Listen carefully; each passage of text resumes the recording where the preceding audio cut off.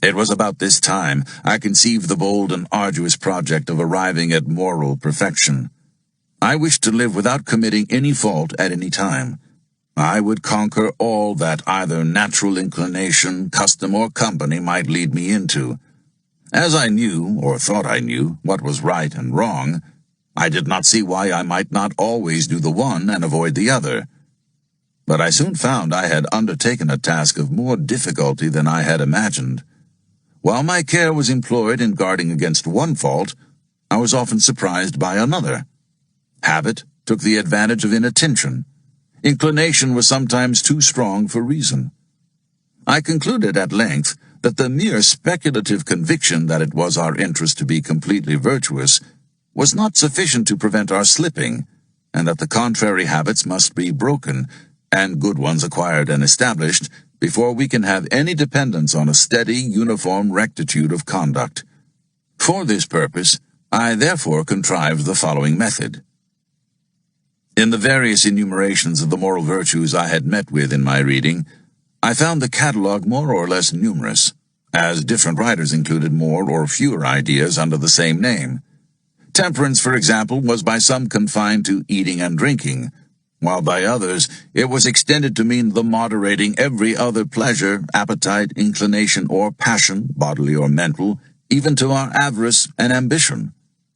I proposed to myself, for the sake of clearness, to use rather more names with fewer ideas annexed to each, than a few names with more ideas, and I included under 13 names of virtues all that at that time occurred to me as necessary or desirable, and annexed to each a short precept, which fully expressed the extent I gave to its meaning. These names of virtues with their precepts were: 1. Temperance. Eat not to dullness, drink not to elevation. 2. Silence. Speak not but what may benefit others or yourself. Avoid trifling conversation. 3. Order. Let all your things have their places. Let each part of your business have its time. 4. Resolution. Resolve to perform what you ought. Perform without fail what you resolve. 5. Frugality. Make no expense but to do good to others or yourself. That is, waste nothing. 6. Industry. Lose no time. Be always employed in something useful. Cut off all unnecessary actions. 7. Sincerity. Use no hurtful deceit.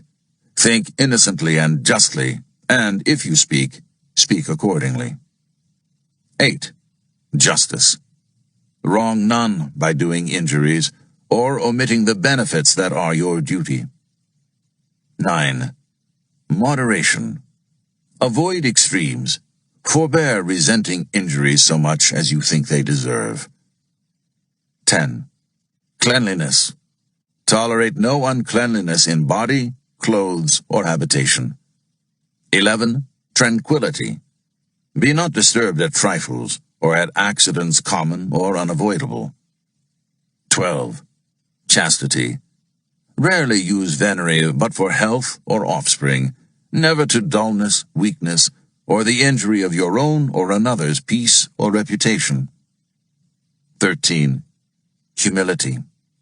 Imitate Jesus and Socrates. My intention being to acquire the habitude of all these virtues, I judged it would be well not to distract my attention by attempting the whole at once, but to fix it on one of them at a time, and when I should be master of that, then to proceed to another, and so on, till I should have gone through the 13. And, as the previous acquisition of some might facilitate the acquisition of certain others, I arranged them with that view, as they stand above.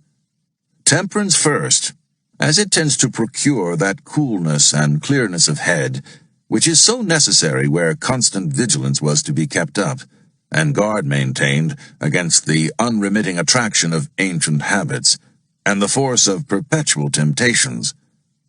This being acquired and established, silence would be more easy, and my desire being to gain knowledge at the same time that I improved in virtue, and considering that in conversation it was obtained rather by the use of the ears than of the tongue, and therefore wishing to break a habit I was getting into of prattling, punning, and joking, which only made me acceptable to trifling company, I gave silence the second place.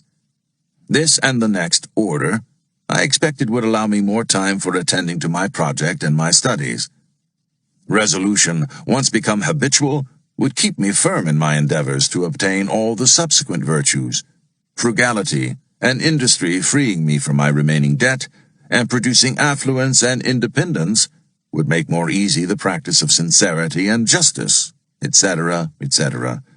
Conceiving, then, that, agreeably to the advice of Pythagoras in his golden verses, daily examination would be necessary, I contrived the following method for conducting that examination.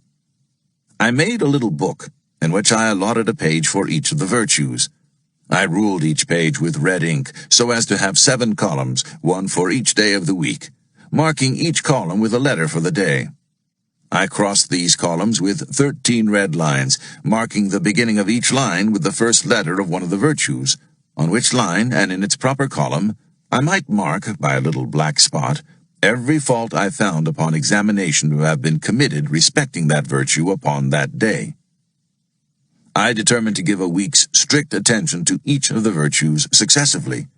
Thus, in the first week, my great guard was to avoid the least offense against temperance, leaving the other virtues to their ordinary chance, only marking every evening the faults of the day.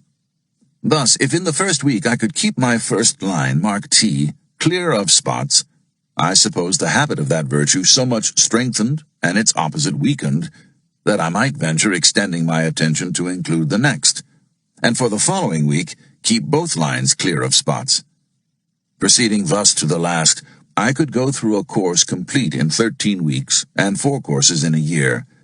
And like him who, having a garden to weed, does not attempt to eradicate all the bad herbs at once, which would exceed his reach and his strength, but works on one of the beds at a time, and having accomplished the first, proceeds to a second, so I should have, I hoped, the encouraging pleasure of seeing on my pages the progress I made in virtue, by clearing successively my lines of their spots, till in the end, by a number of courses, I should be happy in viewing a clean book, after a 13 weeks daily examination.